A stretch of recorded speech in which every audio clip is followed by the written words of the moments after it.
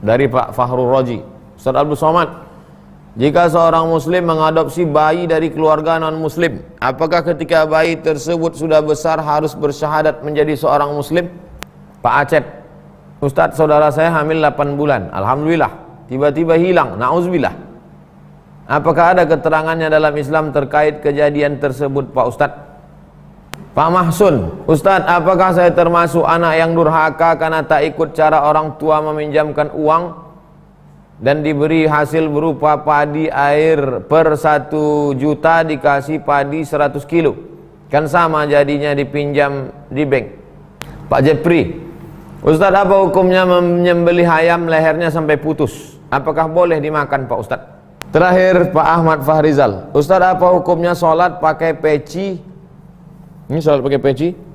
Ketika sujud kening kita terganjal dengan lipatan dari peci. Jangan lupa subscribe, like, and share.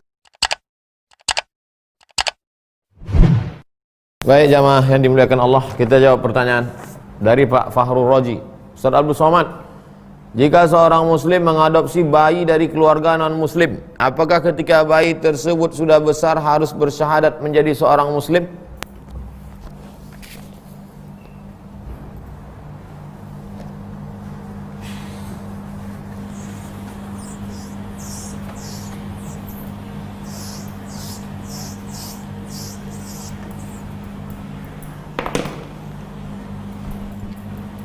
Ma min mauludin illa yuladu alal fitrah.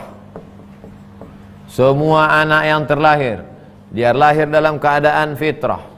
Apa itu fitrah? Kata Abu Hurairah. Abu Hurairah mengatakan arti fitrah di situ adalah fitratul Islam. Anak itu sudah Islam. Jadi kalau ada bapak ibunya non muslim meninggal anak itu sebelum akil balik, mereka nanti adalah akan menjadi di surga wildanum mukhalladun, anak-anak kecil, mereka seperti kallu'lu', seperti permata-permata di dalam surga membawakan air minum penghuni surga. Anak-anak kecil itu belum akil balik dan mereka Islam. Oh, kalau mereka udah Islam, mereka bersyahadatnya di mana, Pak Ustaz? Sebelum masuk ke dalam perut ibunya. Wa idza akhadha rabbuka min bani adama min zuhurihim dzurriyyatahum wa asyhadahum ala anfusihim. Ingatlah ketika Allah Subhanahu wa taala mengambil perjanjian, syahadat, persaksian dari semua ruh ketika mereka belum dalam bentuk darah daging tulang bulu kuku. Wa asyhadahum ala anfusihim, Allah tanya kepada mereka, alastu bi rabbikum, bukankah aku ini Rabb kamu? Semua ruh waktu itu menjawab, bala syahidna, kami bersaksi. Oleh sebab itu bapak ibu yang mengadopsi anak non muslim, kemudian dijaga umur 1 tahun, 2 tahun, 5 tahun, 10 tahun, setelah itu diajarkan dia sholat, ajarkan baca Quran. Tidak lagi ada acara seremonial di masjid, acara masuk Islam. Tidak. Karena dia sudah terus mengikut. Dalil berikutnya, ketika Nabi mengislamkan orang-orang laki-laki perempuan masuk Islam, lalu kemudian anak-anak bayi itu yang belum pandai bicara, yang diadopsi kecil, maka tidak dipesankan Nabi, ini anak ini masih nyusu kan, kecil kan, ya nanti kalau dia udah akil balik kau syahadat kan ulang ya. Nah, tak ada. Begitu Pak Fahrul Raji. Pak Acep, Ustaz, saudara saya hamil 8 bulan, alhamdulillah, tiba-tiba hilang, na'udzubillah. Apakah ada keterangannya dalam Islam terkait kejadian tersebut, Pak Ustadz? Kalau ada sesuatu yang aneh-aneh, pertama langsung ke dokter medis. Pergilah periksa ke SPOG. Assalamualaikum Pak Dokter Alpian SPOG. Ini tolong cek dulu istri saya ini hilang 8 bulan hamilnya kok hilang. Dicek secara medis. Kalau kata medis, barulah yang non medis, mungkin dicuri jin, mungkin dicuri dukun beranak yang berkawan dengan setan, karena mereka menjadikan tumbal macam-macam. Nah, jadi kalau cerita tentang masalah jin ini, mereka mengambil darah, makanannya darah, mencuri janin. Nah, na'udzubillah. Makanya perempuan-perempuan tuh Suaminya, keluarganya mesti banyak berzikir. A'udzu bikalimatillahi tammati min kulli syaitani wa amati wa min kulli anil lamah. Bismillahirrahmanirrahim la yadurru ma'asmi syai'un fil ardi wa la fis sama' wa huwas samiul alim. Dan lain-lain sebagainya. Zikir, banyak-banyak zikir. Ini hamil sibuk TikTok.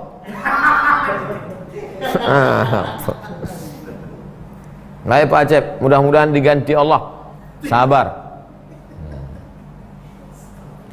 Pak Mahsun, Ustadz, apakah saya termasuk anak yang durhaka karena tak ikut cara orang tua meminjamkan uang dan diberi hasil berupa padi air per 1 juta dikasih padi 100 kilo? Kan sama jadinya dipinjam di bank. Pinjam duit 1 juta. Pinjam duit 1 juta. Terus kemudian kasih padi 100 kilo. Riba, berlebih riba. Jadi Pak Masun durhaka kalau nggak ikut tradisi orang tua. La ta'ata li makhluqin fi maksiatil khaliq. Kau kalau memang mau anakku, kau ikut aku. Kalau tidak, kau anak durhaka, kata orang tua. La ta'ata li makhluqin fi maksiatil khaliq. La ta'ata, nggak perlu taat kepada makhluk. Nggak perlu taat kepada makhluk. Ayah sama mbak, ayah sama emak, Pak Mahsun itu kan makhluk tuh. Tidak perlu taat kepada makhluk fi maksiatil khaliq. Kalau maksiat melawan Allah Ta'ala. Allah katakan jangan makan riba.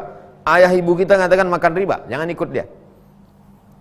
Wa in jahadaka ala an tusyrika bima laisa laka bihi ilmun. Kalau ayah ibumu memaksamu untuk mempersekutukan aku, kata Allah, fala tuti'huma, jangan kau patuh pada mereka. Oh, kalau gitu kita lawan mereka. Wa sahibhuma fid dunya ma'rufa, tetaplah engkau bergaul dengan baik, tetap berbakti, tapi untuk ikut jangan. Ayah, emak, aku tetap bergaul, tetap kubawakan minuman, makanan, tetap kucium tangan kalian, tapi kalau kalian suruh aku makan riba, tidak, karena masuk neraka masing-masing. Dan kalau mau masuk, masuklah.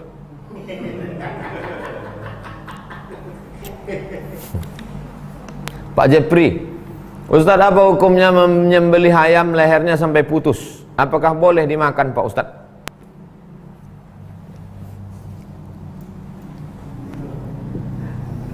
Leher binatang itu ada 2 uratnya Pak. 1 urat makan, 1 urat napas. Putus urat makan,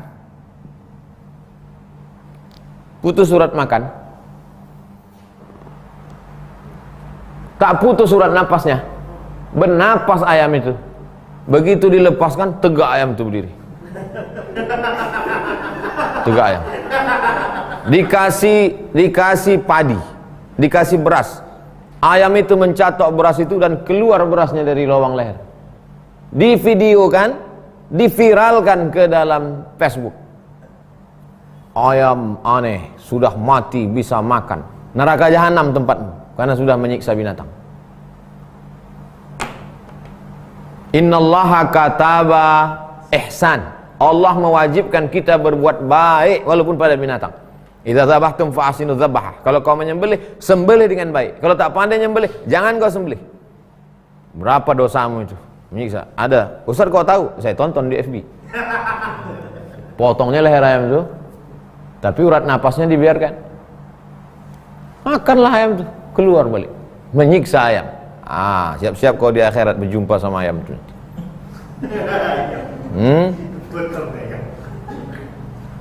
Dipotong leher ayam, bismillah.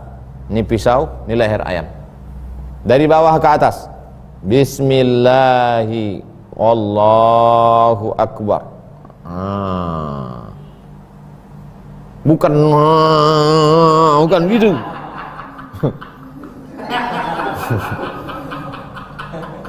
Tengok dari bawah, bismillahi, Allahu akbar. Putus dia. Kalau yang begini itu mengkhitan.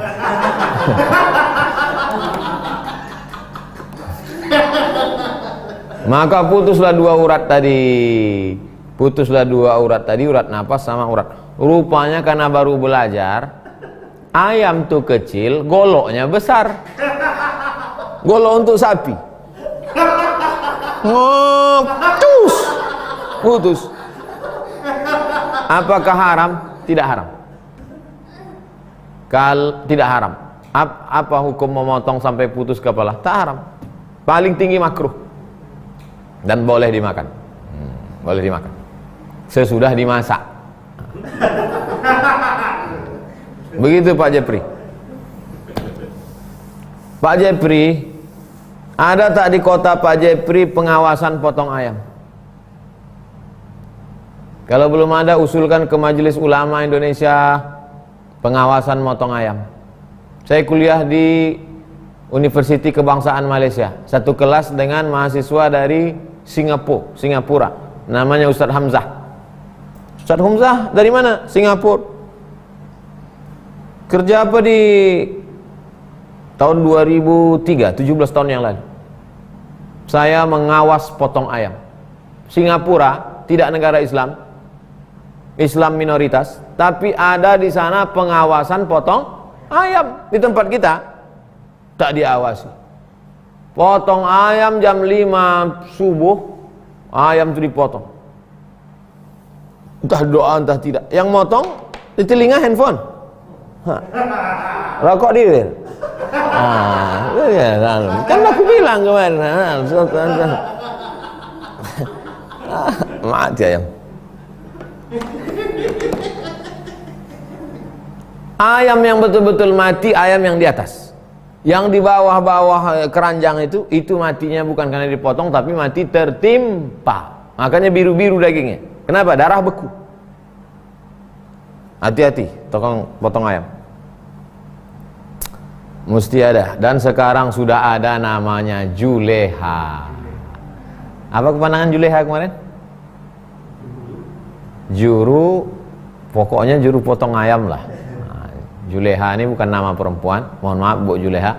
Juleha adalah juru potong ayam halal. Nah, sembelih halal. Terakhir Pak Ahmad Fahrizal. Ustaz, apa hukumnya sholat pakai peci? Ini sholat pakai peci. Ketika sujud kening kita terganjal dengan lipatan dari peci. Pakai peci itu gini. Kalau mau sholat diginikan. Ini pakai peci pula begini. Assalamualaikum warahmatullahi.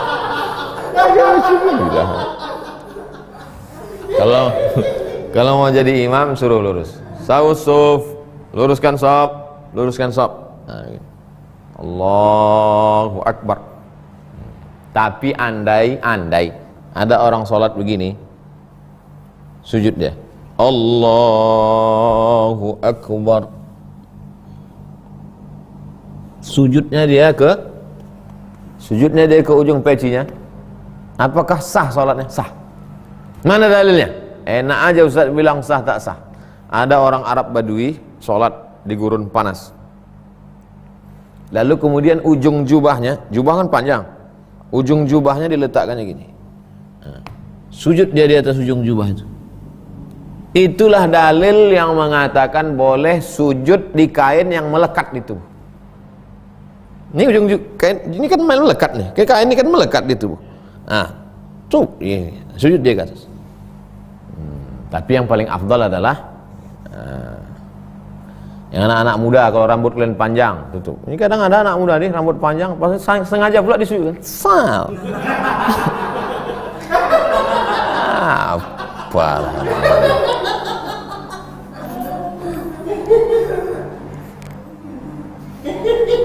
Jadi Pak Fahrizal bedakan antara sah tak sah dengan Abdol tak Abdol. Abdol bukan Abdul. Kalau Abdul ini yang nulis. Kalau cerita tentang sujud sah tak sah? Sah. Tapi kalau Abdol tak Abdol? Tak Abdol. Bedakan antara sah tak sah dengan Abdol tak Abdol. Wallahu a'lam bishawab. Jamaah dimanapun berada, itulah kajian kita malam ini. Kita 1 jam ngaji, habis itu tanya jawab. Kita lanjutkan besok malam. Kita terus ngaji, mudah-mudahan kita istiqomah. Terima kasih segala perhatian, mohon maaf atas segala kesilapan dan kekhilafan. Allahumma anzilir rahmata wassalamata wal barakata. Turunkan keselamatan, kerahmatan, keberkahan kepada kami semua ya Allah. Allahumma ja'al abna'ana wa banatina minas solihin was solihat. Jadikan anak-anak cucu kami anak-anak yang soleh dan solihah. Allahumma alimna ma yanfa'una wa fa'na bima 'allamtana. Ajarkan kepada kami ilmu yang bermanfaat, yang sudah kami ketahui, buat dia berguna untuk kami, anak cucu, bangsa dan negara, agama ya Allah. Rabbana atina fid dunya hasanah wa fil akhirati hasanah wa qina adzaban nar. Wa sallallahu ala sayyidina wa syafi'ina wa dzukhrina wa maulana Muhammad wa ala alihi wa sahbihi wasallam walhamdulillahirabbil alamin. Terima kasih, mohon maaf. Subhanakallahumma bihamdika asyhadu an la ilaha illa anta astaghfiruka wa atubu ilaik. Wassalamualaikum warahmatullahi wabarakatuh. Jangan lupa subscribe, like, and share.